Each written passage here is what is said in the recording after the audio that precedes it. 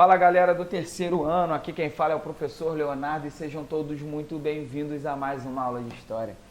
Eu aqui estou morrendo de saudade de vocês, né? Tô gravando um vídeo hoje um pouco diferente, né? Gostaria um pouco, mas eu prometo a vocês que nas próximas aulas nós teremos aí uma tecnologia bacana aí, arrumei um chroma key e tal para a gente fazer uns efeitos bacanas na nossa aula, até mesmo para vocês poderem terem um conteúdo diferenciado, beleza?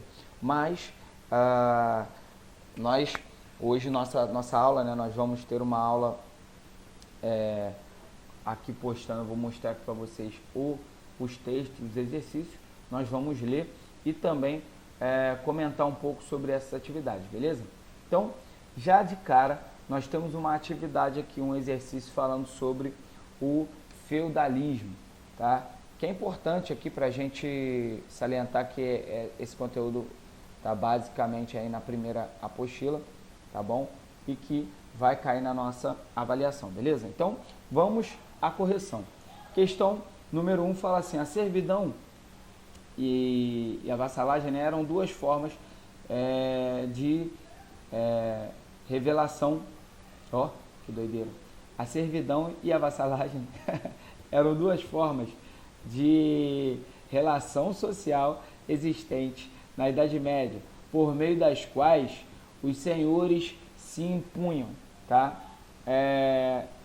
Sobre esses modelos de relação social, é correto afirmar que, letra A, na vassalagem, um nobre submetia sua fidelidade a outro nobre, né, que assim tornava-se seu suzerano. B, a vassalagem constituía-se pelo contrato de concessão de terras do senhor feudal a um camponês. Letra C, a servidão era o laço que unia um nobre a outro por meio de um juramento de fidelidade irrestrita a ele, né, e ao seu suzerano. E letra D, a servidão e a vassalagem eram relações que se davam somente entre nobres e um camponês ligado à terra. Então, vamos lá. Falando sobre as relações sociais dentro do feudalismo, aqui a gente tem que já deixar claro de cara, tá, que as relações entre suzerano e vassalo ligava, né, por um laço de fidelidade, ligava os dois nobres por laço de fidelidade, beleza? Ao ponto, né, de doar um pedaço de terra ao outro, né? Na verdade, quando o suzerano, né, o suzerano era quem doava e o vassalo quem recebia. Então, o suzerano, quando doava um pedaço de terra para o vassalo, né, que o feudo ele era uma unidade de produção aí, né, importantíssima para aquela época. Então, quando ele doava uma parte dessa terra para o vassalo, não vinha somente a terra, tá? Mas sim uma relação aí de fidelidade entre esses dois nobres, né? Que quem doava era o suzerano e quem recebia essa terra era o vassalo, beleza? Vamos para a questão número 2. A crise do sistema feudal que marcou a Baixa Idade Média manifestou-se por meio de 1. Guerra dos 100 Anos, né? 2. Revolta dos Camponeses, 3. Do enfraquecimento do Exército Nacional e 4.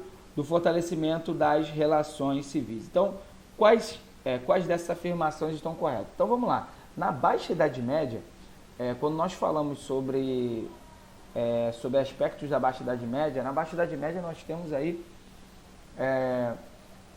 algumas coisas que aconteceram na Baixa Idade Média que a gente consegue aí já de cara eliminar alguns pontos, algumas coisas que não estão corretas aí, tá? Então, por exemplo, Guerra dos 100 Anos aconteceu na Baixa Idade Média? Sim, né? A Guerra dos 100 Anos aconteceu sim na Baixa Idade Média, tá? Deixa eu ver, depois, as revoltas camponesas aconteceram também na Baixa Idade Média, tá? Várias mudanças sociais, né, estavam sendo questionadas aí no final da Idade Média, lá na Baixa Idade Média. Só que o enfraquecimento do Exército Nacional, na Baixa Idade Média nunca houve Exército Nacional, só depois, tá? E o fortalecimento das relações servis, as relações servis começaram a ficar enfraquecidas no final da Idade Média, tá? Então aí nós temos uma ideia de que a alternativa correta é a letra A, tá? Que é a afirmativa 3, né? Ela é falsa, porque durante a Idade Média nós temos aí o rei e a burguesia, né, se uniram, né, eles passaram a se unir, tendo enfraquecimento aí foi da nobreza, tá? E houve um fortalecimento do Exército Nacional. Já no final da Idade Média houve um fortalecimento do Exército Nacional, tá? E não um enfraquecimento, tá? Então, eles passaram também a se chamar, também tinham alguns exércitos de mercenários, tá? Que eram pagos para trabalhar aí para o rei, para fazer a segurança, tá? Em paralelo também você tem na alternativa 4, né? Que ela é falsa porque durante a Baixa Idade Média houve um enfraquecimento das relações servis, tá? Devido às revoltas camponesas, não um fortalecimento, tá bom? Então, vamos para a questão 3. Vamos lá, questão 3 da SpaceX. Vamos lá. A crise do sistema feudal motivou uma série de mudanças sociais e culturais com o revigoramento do comércio e das cidades, tá? Entre o século IX e XIII, na Europa. Nas alternativas a seguir, assinale a alternativa, né? Assinale a que relaciona, né? Que se relaciona aí com o surgimento da burguesia. Então vamos lá.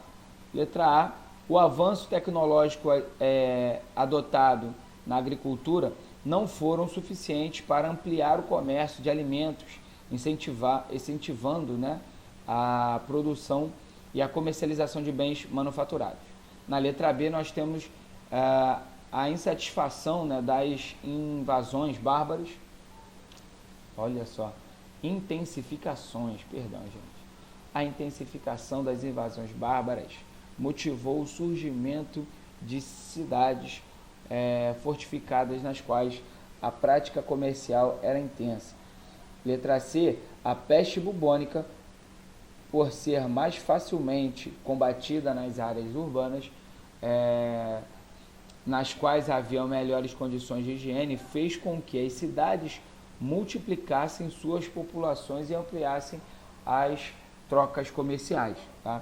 Na letra D, o crescimento do comércio com o Oriente e o surgimento de feiras nas principais rotas comerciais da Europa favoreceram o estabelecimento de uma nova classe social de mercadores e artesãos, assim como o surgimento de várias cidades no interior europeu. E a letra E diz o seguinte: o advento da Guerra Santa desmotivou as práticas comerciais entre os artesãos e os organizadores das cruzadas, em função das sérias ameaças às rotas comerciais no Oriente, limitando o comércio ao continente europeu.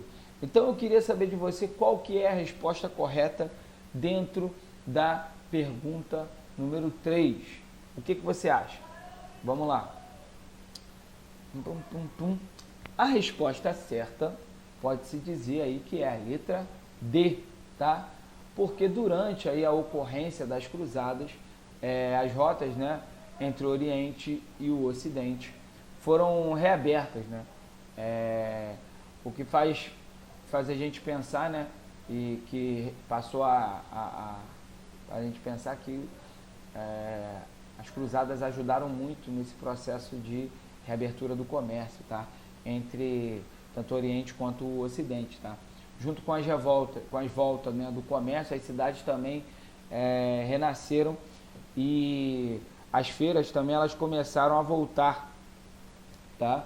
E elas começaram a voltar, teve uma ressurreição, né, das feiras, dessa economia que estava adormecida.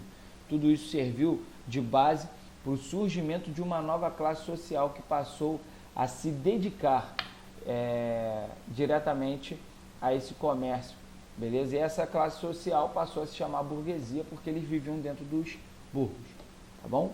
Então, próxima questão, que é a questão número 5, diz assim: a respeito da formação das monarquias nacionais europeias na passagem da Idade Média para a Europa moderna, é correto afirmar que, letra A, o poder político dos monarcas firmou-se graças ao apoio da nobreza ameaçada pela força crescente da burguesia.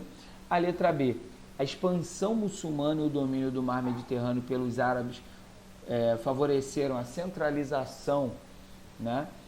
Letra C, uma das limitações mais sérias, né, dos soberanos era a abolição da organização de exércitos profissionais. Tem a letra D também, que o poder real firmou-se contra a influência do Papa e o ideal da unidade cristã dominante no período medieval. E a letra E, que diz que a ação efetiva dos monarcas dependia da concordância dos principais suzeranos do rei. Beleza? Então, qual é a alternativa correta dentro dessa daí? Então, letra D. O Estado absolutista ele era formado politicamente, né, por assembleias, né, representadas pelo clero e pela nobreza, tá? Também pela burguesia. Então, as assembleias eram formadas pelo clero, pela nobreza e pela burguesia. Quando o rei precisava de algum auxílio, né, para tomar alguma decisão, ele se reunia com a assembleia. E também, nesse contexto, né, o rei não era dominado pela igreja, tá? Como acontecia na Idade Média, beleza? Ele foi uma figura importante para disciplinar e controlar o Estado, já que o sistema feudalista, tá, aos poucos, né, ele estava se extinguindo. Então, no final aí do período feudal, o poder do rei, do poder feudal, né, estava se extinguindo, estava acabando. Enquanto isso, o rei ele assumia esse protagonismo, beleza? Então, chegamos ao fim das nossas questões. Aqui vai uma dica, né? Dá uma olhada, uma passada novamente aí nos principais pontos dessa apostila e também nas nossas aulas, beleza? Dê uma olhada no caderno e nas anotações e boa sorte aí para a nossa avaliação, tá bom? Galera, tô com muita saudade, espero poder ver todos vocês em breve, tá bom? Então, um grande abraço, fique com Deus, tá bom? Abração, galera.